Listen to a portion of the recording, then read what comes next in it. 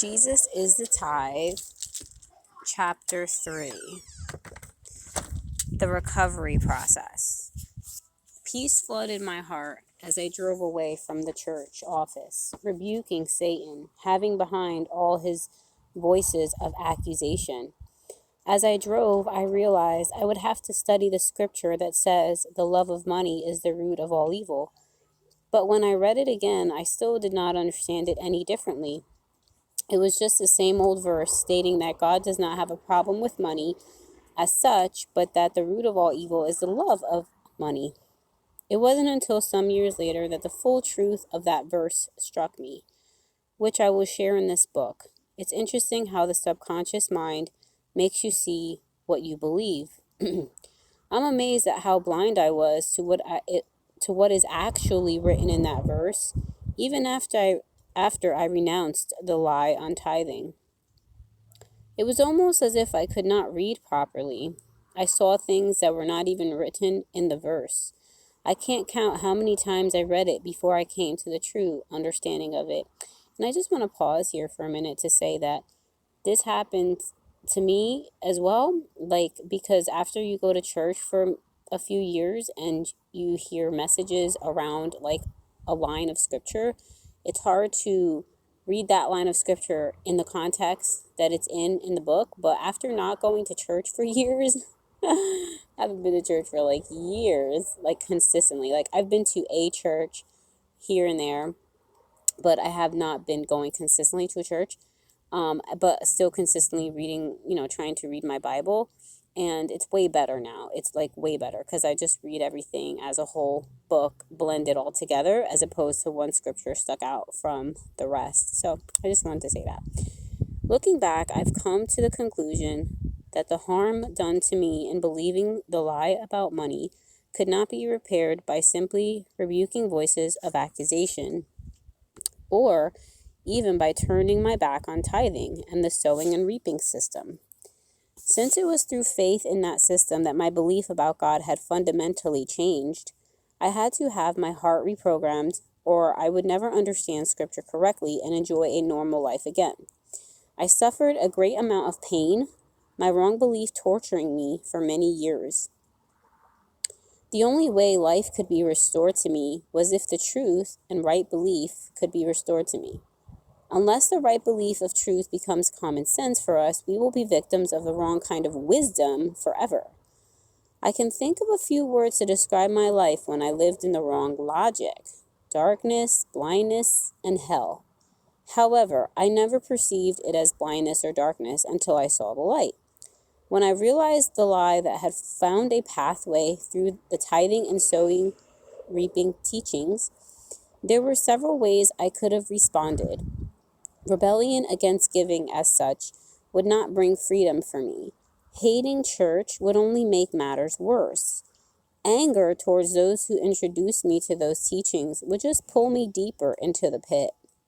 The only answer was to hear a truth that is believable based on facts about Jesus Christ and what he has done for me. Only then could all bitterness be healed and my view of God and who I am be restored. That can bring forth true forgiveness in time. This is not a quick fix after years of harm. Having knowledge of the truth does not change the subconscious mind the moment you hear it. God had to love me back to wholeness. I had to become accustomed to truth again. Since the divine ones function from a platform of love, resulting in trust, faith, and other beautiful attributes, I had to get into a place where I could experience their life. I had to see and experience the love of God to the point that trust was formed in me. I needed to be in that atmosphere of life possessed by the Trinity until their life permeated my thoughts and belief to the manifestation of their life in me. Furthermore, this life had to be the result of the living breath of God in me, and not my effort. This relationship-based change is not a 5-minute process at all. It is a correction that will happen over time, effortlessly. The best way to illustrate the dynamics a wrong belief had on me is to liken it to a marriage. Imagine you are happily married for 5 years until a respected friend informs you, that your wife recently had an affair. To make it worse, he provides evidence that she was cheating on you the whole time you were married. Suddenly, your life is in pieces. But after some serious introspection, you conclude that the fault is actually with you. You read as many marriage and marital counseling books as possible and earnestly consider ways to make her love you again so that you can have a marriage you've always desired. In your desperation to restore the marriage, you become painfully aware of all your shortcomings, which then leads you to carefully formulate a set of principles and tasks you think will help make the marriage work, such as putting out the trash daily, wash the car twice a week, buy her flowers once a week, take the kids to school every day, help with the dishes and laundry. Do not become angry with her when she is wrong. Take her on a vacation at least once a year. Get the kids dressed in the mornings. Bring her coffee in the mornings. Listen attentively and show interest when she talks. All of a sudden, the wonderful relationship you experienced dies. Love itself dies. The image you had of your wife and the way you used to look at her dies. Meanwhile, you become a slave of rules that you're convinced you must obey to keep the marriage working. Your definition of happiness even becomes distorted, and all this happens while you are being counseled by others. Through all this effort, your perception of a happy marriage changes to, my wife only loves me when I do things for her. Yet you still smile and laugh, go on holidays, help out in the house, and take the kids to school. Your wife seems happy, but inside you have died, a kind of death you cannot put into words.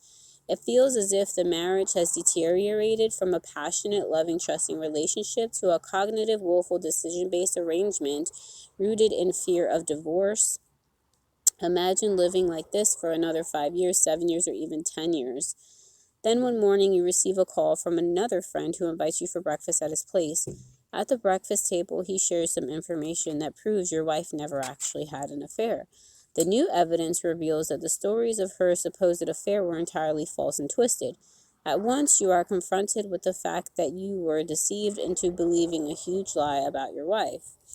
Imagine returning home while contemplating this new information. The more you think about it, the more you realize you were deceived into believing she was unfaithful. Heartbroken, you acknowledge that you believed a terrible lie about your beautiful wife. Both joy and sorrow flood your heart. Although you are relieved to know the truth, remorse for the years deprived of trust brings you to tears. You were living in such an emotional hell, but it's finally over. When you apologize to her, she fully accepts it without holding a grudge. For all the while, she was flooded with love for you. She had always prayed that you would see the truth one day. She never wanted to let go of the marriage because of a lie. Your newfound life together is like you've gotten married all over again. We can liken this story to what most people experience when they discover their freedom from wrong teachings about God. The hurt does not leave you the moment you discover that you were deceived. The law system has shaped its wrong belief into your heart to the point that it would be absolutely natural to experience everything the husband in the story experienced. Like him, your emotions and actions will naturally be born from the disappointment and hurt you suffer from being deceived. When you hear the words give, church, building, prosperity, missions, and generosity, you may have feelings of fear and anger rise up in your heart. This is a normal response, yet it can be deadly if you remain at that place, since the life God will share. Sorry, there's an amazing bird making a call right now, and I never heard it before. Ugh, that is so interesting. Can you hear that? The chimes, the sound of the water. It's such a gorgeous day today. Like, it's cold, but it's really sunny, and the sky is so clear. It's gorgeous. Hear that bird call? Wow, beautiful. Okay, where were we here? This is a normal response, yet it can be deadly if you remain at that place, since the life God will share with you is one giving generosity, kindness, and faithfulness. You will be just as hurt and dysfunctional in your newly discovered freedom from law if the hurt of abuse continues. The same influence that brought pain and destruction to your life when you believe the lie will persist in being the father of your life. Anger over abuse never sets you free from it, it just aggravates it. The root of all the husband's pain and turmoil was the lie. Not only during the time he believed it, but also afterwards. It was his belief in the lie that distorted his perception of marriage, and only a kind of reprogramming could restore his belief to the truth. How are we restored to the truth about God and our relationship with Him? Healing will come by having a normal atmosphere in which the heart and mind can be renewed over time. A season where you can experience the realities of a true and beautiful marriage relationship with God. It is of the utmost importance for people to realize that ongoing bitterness and hatred because of the fear and uncertainty of never being good enough before God will keep them in captivity to what was killing them. As we look at the following questions about the husband in our story, consider how the restoration process can work for you when you have believed a lie about God. Did the subconscious mind of the man change the second he understood that she was not guilty? How do you think he would feel about marital counseling courses after this? How would he relate to the friend who gave him the false information? Would he feel totally at ease if his wife neglected some things he expected from her? For example, what if she neglected to call him when she was out of town? Would he have a moment of fear if she were to leave on a 2-week business trip? How would his daily life change in regard to putting out trash, washing the car, buying flowers, taking kids to school, assisting with household tasks, going on vacations, helping the kids get dressed, bringing her coffee in the mornings, and attentively listening? How would the abuse we suffered affect our view on money and the church? And what is the recovery process to have a life that is not hurt-based? In most cases, the marriage would not be back to normal for at least a few years. For a start, he would experience aversion towards all marital courses because he would associate them with pain and lies.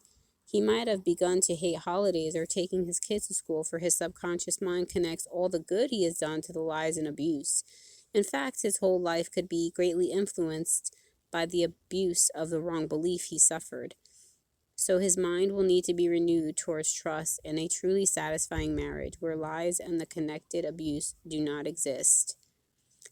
He would have to come to a point where his reality would not be tainted by the aftershock of abuse, enabling him to enjoy the fullness he experienced before. It might even be that he would continue to do all the good deeds he has done in the house only because of fear of being a bad husband and not out of love for his wife. And if the man's innermost being could not be freed from consequences of the abuse he went through in believing the lie, it could even lead to divorce, the very thing he always hoped to avoid. I'm going to stop here and I'll continue with part 2 later on.